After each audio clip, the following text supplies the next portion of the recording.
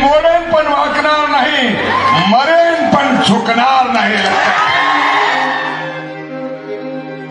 काम करत राहणं हे कर्म आहे. गीतेत सांगितलंय आपण आपलं कर्म केलं पाहिजे. जी जबाबदारी आली, जी भूमिका आली ती प्रामाणिकपणाने जगली पाहिजे. मी काय चांगलं केलं काय वाईट केलं ह्याचं बॅलन्स शीट मी मानत नाही. अन्याय मी कधी सहन करू शकत नाही. अन्याय सहन करणं हे माझ्या रक्तातही नाही, माझ्या स्वभावातही नाही. आणि म्हणून त्याची कधी कधी प्रतिक्रिया देतो.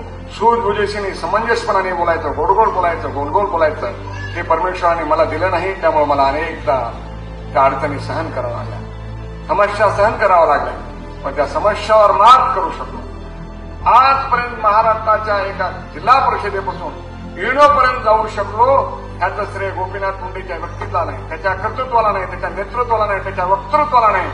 सामान्य माणसाने मला जे प्रेम दिलं त्याच्या आधारावरच मी आज प्रवास चालू आहे.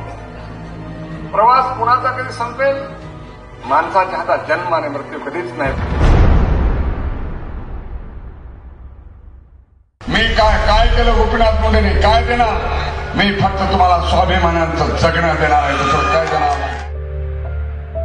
मी थकणार नाही, रुकणार नाही, पण कुणापुढे आयुष्यात चुकणार नाही.